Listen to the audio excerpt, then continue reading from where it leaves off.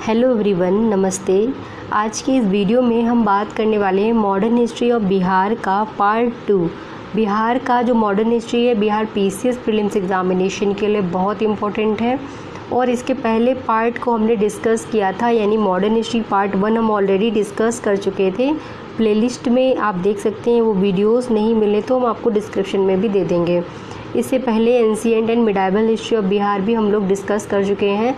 तो चलिए आज की इस वीडियो को स्टार्ट करते हैं और मॉडर्न हिस्ट्री में हम काफ़ी इम्पोर्टेंट टॉपिक्स को वन बाई वन करके देखने वाले हैं।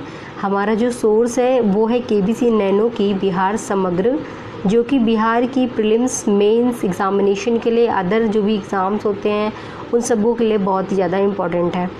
तो गाइज़, हम लोग ये वाला चैप्टर स्वतंत्रता आंदोलन में बिहार का योगदान से शुरुआत करेंगे। पहले चैप्टर में हम लोगों ने देखा था मॉडर्न हिस्ट्री वाले में आधुनिक भारत, जो आधुनिक बिहार का इतिहास था वो क्या था। इसके बाद यूरोपीय कंपनियों का लाइन से आगमन और उन्होंने कहाँ कहाँ क्या क्या अपनी फैक्ट्री लगाई और क्या क्या किया, उसके बदले में उन्होंने क्या क्या सामान खरीदा, क्या वापस दिया उन्होंने। ठीक है, तो ये सारी चीज़ें हम लोगों ने समझी थी। और उसके साथ हम लोगों ने ये भी देखा था कि कैसे प्लासी का युद्ध और बक्सर के युद्ध में उन लोगों ने कुछ कार्य किए, कोई जो कुछ संधियाँ थी उन्हें उन लोगों ने इम्प्लीमेंट किया, लगाया।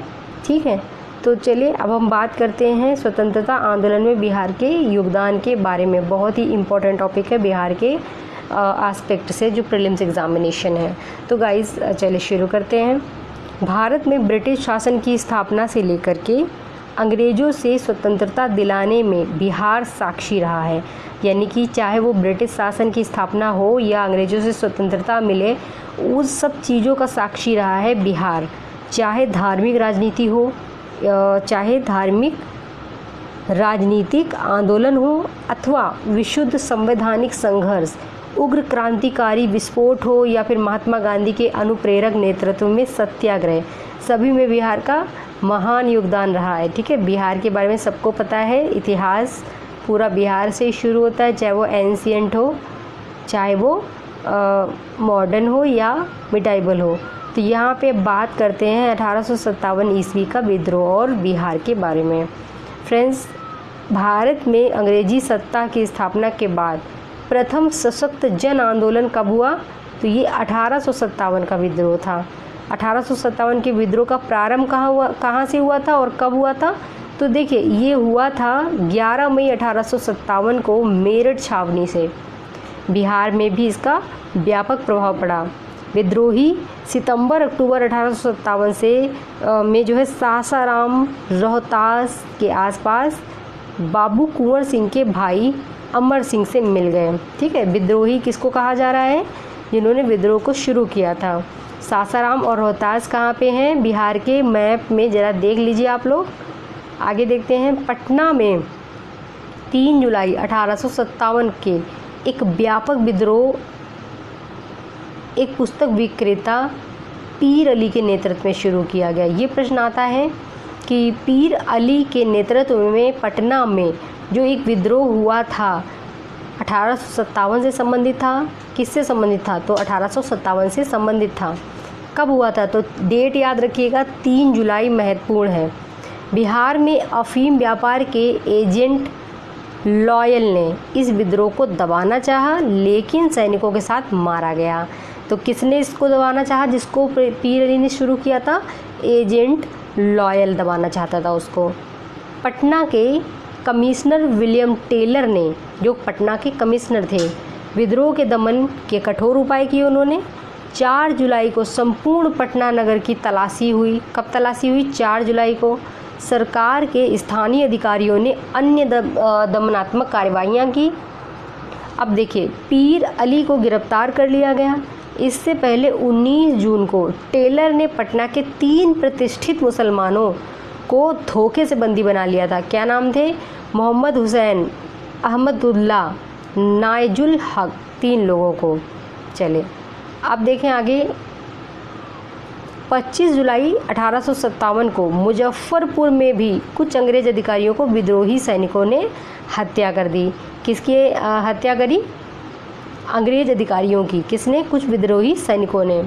25 जुलाई को ही दानापुर छावनी में 3 रेजिमेंटों के सैनिकों ने विद्रोह कर दिया और अगले दिन शाहाबाद जिला में प्रवेश कर गए, जहां जगदीशपुर के वीर योद्धा जो थे बाबू कुंवर सिंह, ठीक है, इनके सुयोग्य नेतृत्व में ब्रिटिश राज को एक सुसंगठित चुनौती का सामना करना पड़ गया। तो कहाँ पे थे विद्रोही? ये जो थे शाहाबाद जिला में गए, वहाँ पे जगदीशपुर के वीर योद्धा मिले, नाम था बाबू कुंवर सिंह। कौन कौन परिचित है इससे? इस नाम से, देखिए इस नाम से 2 तरीके से परिचित होंगे। एक तो ये बिहार में 1857 में जो मुख्य क्रांतिकारी थे, इन्होंने बहुत सपोर्ट किया। दूसरा, आरा में जो वीर कुंवर सिंह कॉलेज है और आरा का ही लोकेशन था, तो वहाँ पे कॉलेज का नाम मुझे याद नहीं आ रहा, बट वहाँ पे ही पेपर लीक हुआ था, रद्द हुआ था, ठीक है। तो ये देखिएगा, आरा में ही इस तरीके की चीज़ें हो रही हैं 2 बार, 66वीं में भी यही हुआ था। एनीवेज, चलिए टॉपिक पे आते हैं। 30 जुलाई को कंपनी सरकार ने सारण, चंपारण, पटना, मुजफ्फरपुर और शाहाबाद ज़िले में क्या लागू किया? Martial law. गाइस, नाम याद कर, नाम दे रहे हैं, बोल रहे हैं ना, तो आप मैप में भी सर्च करते रहना कि कहाँ पे लोकेट कर रहे हैं। 1857 के विद्रोह के दौरान मुंगेर का क्षेत्र अप्रभावित रहा था। देखिए, ये प्रश्न आता है कि बिहार में निम्न में से कौन सा क्षेत्र अप्रभावित रहा था 1857 की क्रांति से? तो ऑप्शन दिया जाएगा मुंगेर, भागलपुर, छपरा बोल सकते हैं, या फिर आप बोल सकते हैं कोई सा भी और ऐड कर सकते हैं प्लेस। तो यहाँ पे मुंगेर जो था वो अप्रभावित था, जबकि इस विद्रोह का केंद्र क्या था? आरा, दानापुर, गया, पटना, मुजफ्फरपुर। ये नाम याद रखिए, बहुत महत्वपूर्ण है।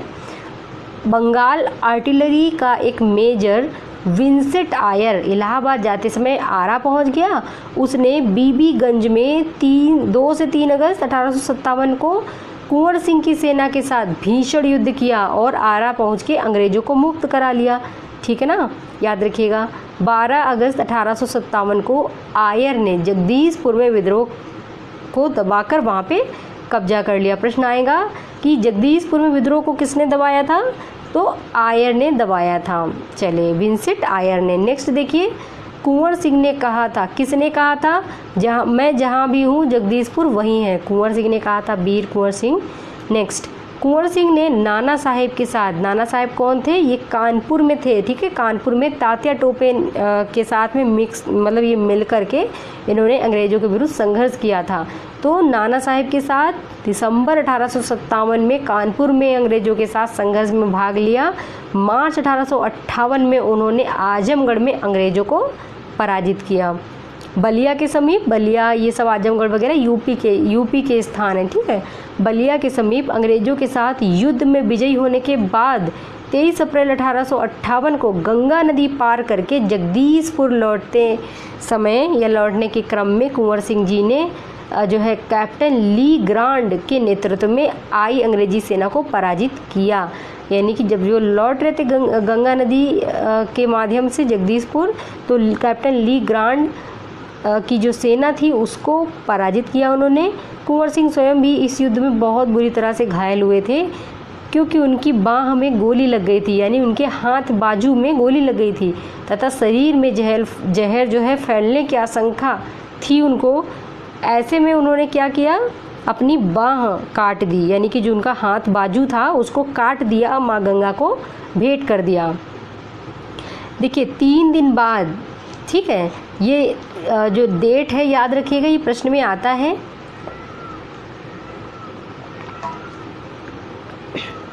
देखिए 26 अप्रैल 1858 को उनकी मृत्यु हो गई। ये डेट याद रखिएगा, ये प्रश्न पूछे जाते हैं। 23 अप्रैल को अंग्रेजों पर विजय के कारण ही कुंवर सिंह दिवस की तिथि मनाई जाती है, ठीक है। तो 23 अप्रैल को इन्होंने कुंवर सिंह विजय प्राप्त की अंग्रेजों में, और उसके 3 दिन में ही इनकी मृत्यु हो गई थी। जहर फैलने की आशंका से इन्होंने अपना हाथ भी काट दिया, बाजू, लेकिन उसके बाद भी इनकी मृत्यु हो गई थी, ठीक है। आगे देखिए, जुलाई 1858 में कुंवर सिंह के भाई, क्या नाम था उनका? अमर सिंह, ने संपूर्ण शाहाबाद पर अपना अधिकार बनाए रखा। कहाँ पे बनाए रखा? तो शाहाबाद पे बनाए रखा। दिसंबर 1859 में नेपाल जाते समय वहाँ के महाराजा ने सैनिकों, जो महाराजा थे ना नेपाल के, उनके सैनिकों ने अमर सिंह को गिरफ्तार कर लिया और अंग्रेजी सेना को सौंप दिया। किसके सैनिकों ने? महाराजा नेपाल के थे उनके सैनिकों ने। अमर सिंह कौन थे? तो ये इसके वीर कुंवर सिंह के भाई थे, ठीक है। तो अमर सिंह को कहाँ रखा गया था? गोरखपुर की जेल में रखा गया था। लेकिन 5 फरवरी 1860 को इनकी मृत्यु हो गई। क्यों? क्योंकि इनको पेचिश हो गई थी, ठीक है, याद रखिए। आगे देखते हैं, ये डेट याद रखिएगा कि कब इनका निधन हुआ, 5 फरवरी को, ठीक है। 5 फरवरी को अमर सिंह जी का निधन हुआ था और 26 अप्रैल 1858 को कुंवर सिंह जी का निधन हुआ था। निधन इन द सेंस कि उनकी मृत्यु हो गई थी, निधन नहीं, मृत्यु हो गई थी। अब आगे कुछ इम्पोर्टेंट फैक्ट देखते हैं। 1857 ईस्वी के विद्रोह से संबंधित महत्वपूर्ण तथ्य हैं। छपरा में, अगर प्रश्न आएगा कि छपरा में मोहम्मद हुसैन खान ने, मतलब मोहम्मद हुसैन खान ने किसके नेतृत्व में विद्रोह किया? तो छपरा में मोहम्मद हुसैन खान के नेतृत्व में लोगों ने विरोध किया था। 32वीं NI की 2 कंपनी ने भागलपुर में 9 अक्टूबर 1857 को विद्रोह किया था। 9 अक्टूबर को 1857 में भागलपुर में विद्रोह हुआ था। 32वीं NI की 2 कंपनियां थीं। वजीरगंज, जो कि गया में है, में खुशहाल सिंह के नेतृत्व में विद्रोह हुआ था। अगर पूछा जाए कि गया में किसने विद्रोह किया था, किसके नेतृत्व में, तो खुशहाल सिंह के। पटना में अंग्रेजों के खिलाफ कब विद्रोह प्रारंभ हुआ? 3 जुलाई 1857 को। किसने शुरू किया था? चलिए कमेंट में बता दीजिए, भी बताया था। मुजफ्फरपुर में देखा जाए तो 25 जून 1857 को इसकी स्टार्टिंग की गई थी। अब बात करें स्वतंत्रता आंदोलन के द्वितीय चरण में राष्ट्रीय चेतना के प्रसार को महत्वपूर्ण माना गया था। इसके लिए राजनीतिक सामाजिक जागरूकता बढ़ाने पर मुख्य रूप से ध्यान दिया गया। अनेक संस्थाओं, मंच आदि के माध्यम से इस कार्य को अंजाम दिया गया। बहुत सारी संस्थाएं थी, मंच बनाए गए, ठीक है। 1857 की क्रांति अपने लक्ष्य में सफल नहीं हो सकी, लेकिन उसने राष्ट्रीय पुनर्जागरण तथा स्वतंत्र चेतना की ठोस नींव रख दी थी। अब प्रश्न भी आते हैं, 1857 की क्रांति की असफलता के कारण बताइए, क्यों नहीं हो पाया? तो ये सब आप ध्यान रखिएगा। पाश्चात्य शिक्षा के प्रसार के जो है प्रसार था पाश्चात्य शिक्षा का, इसने नए राजनीतिक विचारों, विशेषकर राष्ट्रीय चेतना के प्रसार में योगदान दिया। पाश्चात्य शिक्षा। फिर राजा राम मोहन राय, महर्षि दयानंद सरस्वती ने, जो इनका था समाज सुधार अभियान, को राष्ट्रीय पुनर्जागरण की पृष्ठभूमि तैयार करने का बहुत बड़ा श्रेय जाता है।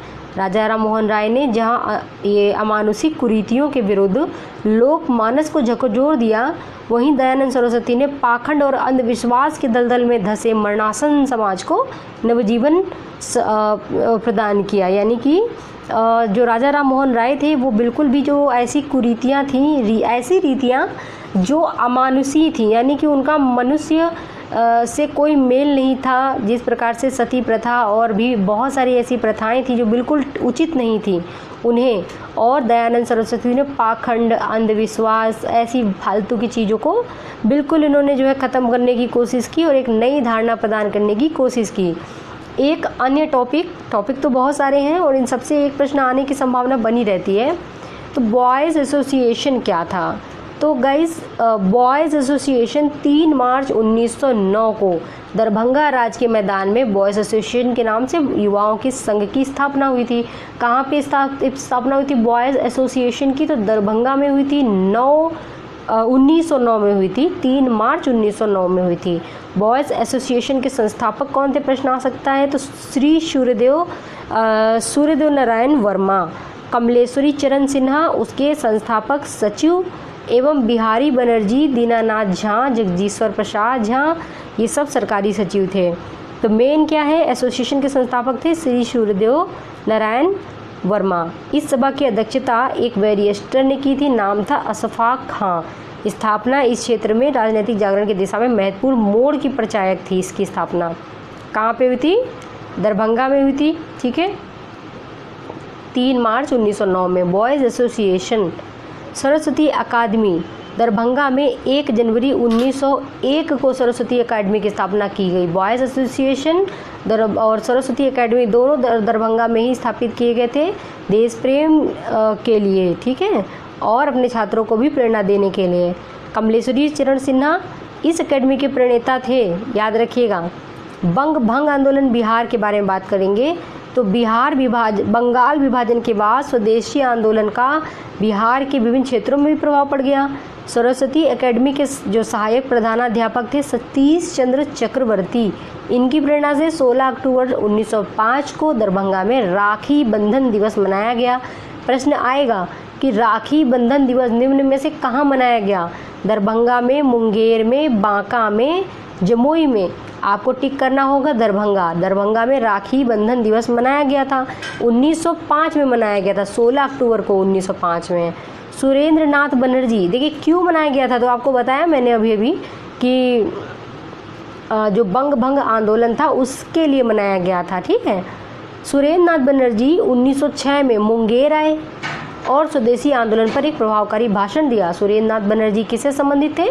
स्वदेशी आंदोलन से। बिहारी स्टूडेंट कॉन्फ्रेंस 1906 में इसकी स्थापना हुई थी और इसका जो महत्वपूर्ण कदम क्या था, 1906 के ईस्वी में मुस्लिम लीग की स्थापना की गई थी बिहारी स्टूडेंट कॉन्फ्रेंस की दिशा में। और इसका काल जो था, स्थापना काल, इससे ही इस प्रांत में राष्ट्रवादी चेतना के उन्नयन में महत्वपूर्ण योगदान मिला है। बिहार प्रांतीय सम्मेलन 1908 ईस्वी में सोनपुर मेला के अवसर पर नवाब सरफराज हुसैन खां की अध्यक्षता में एक महत्वपूर्ण सभा हुई थी, बिहार प्रांतीय कमेटी, ठीक है। बिहार प्रांतीय सम्मेलन का पहला अधिवेशन कब हुआ था? तो 1908 में हुआ था। कहाँ हुआ था? पटना में हुआ था। अहमद सैयद हसन इमाम जो है इसके अध्यक्ष थे। मजरूल हक समिति सभी पढ़े लिखे एवं उच्च वर्ग के मुसलमान इसमें सम्मिलित हुए। मुंगेर में 9 दिसंबर 1919 को 28वां बिहार प्रांतीय सम्मेलन हुआ था। कहाँ पे हुआ था?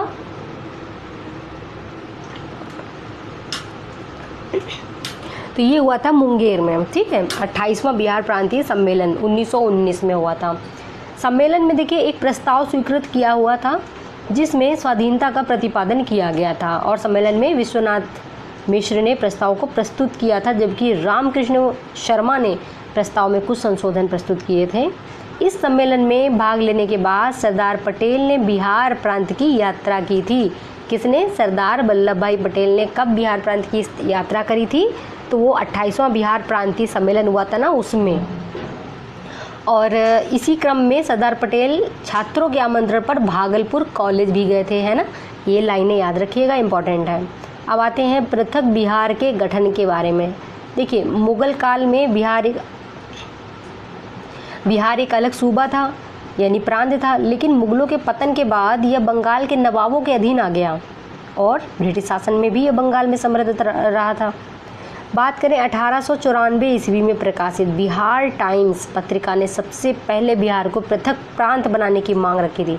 अगर बोला जाए कि बिहार को सर्वप्रथम पृथक बिहार बनाने के लिए सबसे पहला जो मांग थी, डिमांड थी, वो किसकी थी? तो बिहार टाइम्स अगर ऑप्शन में रहेगा तो आप उसको ज़रूर टिक लगाइएगा, और अगर ये नहीं रहेगा तो फिर आप सर्वप्रथम 1906 में सच्चिदानंद सिन्हा और महेश नारायण ने जो है रखी थी, जिसका नाम आप टिक कर सकते हैं, इन दोनों का नाम। चलिए, इसी वर्ष डॉक्टर राजेंद्र प्रसाद के द्वारा पटना में बिहारी छात्र सम्मेलन का आयोजन किया गया था। बिहारी छात्र आंदोलन आयोजन जो है बिहारी छात्र सम्मेलन का आयोजन कहाँ किया था? पटना में। किसने किया था? डॉक्टर राजेंद्र प्रसाद ने किया था। और अगर पूछें कि सबसे पहले पृथक बिहार की मांग किसने की थी? बिहार टाइम्स ने की थी 1894 में, लेकिन अगर वैसे पूछेंगे, ये नाम नहीं देंगे, तो आप 1906 सच्चिदानंद सिन्हा, महेश नारायण का नाम लेंगे, ठीक है। चलिए, अब देखिए 1800 बोल रहे हैं। 1908 में पटना में प्रांतीय अधिवेशन में फखरुद्दीन द्वारा बिहार को बंगाल से पृथक करने का प्रस्ताव रखा गया और इसको सर्वसम्मत से स्वीकार किया गया। यानी 1908 में पटना में प्रांतीय अधिवेशन में फखरुद्दीन के द्वारा बोला गया था कि बिहार को बंगाल से पृथक कर दिया जाए, उसको एक्सेप्ट भी कर लिया गया, ठीक है। ये सब पॉइंट याद रखिए। 12 दिसंबर 1911 को दिल्ली में आयोजित शाही दरबार में इंग्लैंड के सम्राट जॉर्ज पंचम ने बिहार उड़ीसा के क्षेत्रों को बंगाल से अलग करने के लिए या पृथक करने के लिए प्रांत बनाने की घोषणा कर दी। कब? 1911, 12 दिसंबर 1911 में किया गया। और बना कब तक फाइनली? तो ये आप मुझे कमेंट कर दो, ठीक है। बिल्कुल ईजी है और सबको पता है ये। अब आते हैं स्मरणीय तथ्य, एक नज़र में बहुत अच्छे और इम्पॉर्टेंट क्वेश्चंस हैं। बॉयज़ एसोसिएशन की स्थापना कब की गई थी? बहुत आसान, 1909 में की गई थी। अध्यक्षता किसने की थी? अशफाक खान ने। कहाँ पे की गई थी? दरभंगा में की गई थी, ये भी याद रखिएगा, पॉइंट है। फिर बंगाल विभाजन के दौरान राखी दिवस कहाँ मनाया गया था? तो ये राखी दिवस मनाया गया था दरभंगा में, 16 अक्टूबर 1905 को मनाया गया था। बिहारी स्टूडेंट कॉन्फ्रेंस की स्थापना कब हुई थी? तो ये हुई थी 1906 में। बिहार प्रांतीय सम्मेलन का गठन कब हुआ था? तो ये 1908 में हुआ था। कहाँ हुआ था? पटना में हुआ था। बिहार प्रांतीय सम्मेलन के प्रथम अध्यक्ष कौन थे? तो ये थे सैयद हसन इमाम। सर्वप्रथम बिहार को प्रथम प्रांत बनाने की मांग किसने रखी? तो बिहार टाइम्स ने रखी और ये 1894 की डिमांड है। सर्वप्रथम पृथक बिहार की मांग किसने रखी? तो ये सच्चिदानंद सिन्हा और महेश नारायण ने रखी थी। ठीक है, यानी पृथक बिहार की मांग और बिहार को प्रथम प्रांत बनाने की मांग, इन दोनों में अंतर समझ लीजिए आप लोग। ठीक है, तो प्रांत बनाने की मांग तो बिहार टाइम्स ने रखी, लेकिन पृथक बिहार की मांग किसने रखी थी? ये याद रखिएगा, सच्चिदानंद सिन्हा और महेश नारायण ने रखी। गाइस, यहाँ तक अपना टॉपिक कंप्लीट होता है। अब अगले वीडियो में मिलेंगे और सारे टॉपिक्स के साथ, बहुत इंपॉर्टेंट है, स्किप मत कीजिएगा। ठीक है, बोलने के तरीके में हो सकता है कुछ मिस्टेक हो गई हो, लेकिन ये सारे टॉपिक बहुत इंपॉर्टेंट हैं। आप इन्हें तेज़ स्पीड करके सुन सकते हैं और प्रीलिम्स में इसके लिए बिल्कुल कहीं से टेंशन लेने की ज़रूरत नहीं है, यहीं से फंसेगा। ठीक है, तो मिलेंगे अगले वीडियो में और सारी अपडेट्स के साथ। तब तक के लिए अगर आप चैनल में नए हैं तो चैनल ज़रूर ज्वाइन करें, सब्सक्राइब करें। साथ में आपके जो फ्रेंड्स हैं ना, उनको टेलीग्राम चैनल ज्वाइन करवा दीजिए, खुद भी ज्वाइन करें। @नियति पीसेस क्लासेस चैनल का नाम है, बहुत इंपॉर्टेंट है वो। उसमें हम सारे क्विजेस करा रहे हैं लाइन से, बाई सब्जेक्ट्स। ठीक है, सब्जेक्ट वाइज। और जो आपका प्रीलिम्स का या मॉक का, मेंस मॉक इंटरव्यूज़ हो गया, जो मेंस का आंसर राइटिंग प्रैक्टिस है, सबके सारे क्लासेस चल रहे हैं। आपके फ्री इनिशिएटिव्स भी चल रहे हैं और पेड क्लासेस भी चल रहे हैं। आपको जो भी ज्वाइन करना है आप बता दीजिएगा। ठीक है, मैं नंबर दे देती हूँ, आप यहाँ पे जाकर कांटेक्ट कर सकते हैं, 7004291557। ओके, ये नंबर है, आप यहाँ पे जाकर इंक्वायरी कर सकते हैं, टेस्ट सीरीज़ क्लासेस सारी ज्वाइन कर सकते हैं। ठीक है, मिलते हैं अगले वीडियो में और अपडेट्स के साथ। तब तक के लिए अपना ध्यान रखिए, पढ़ाई करते रहिए। जय हिंद।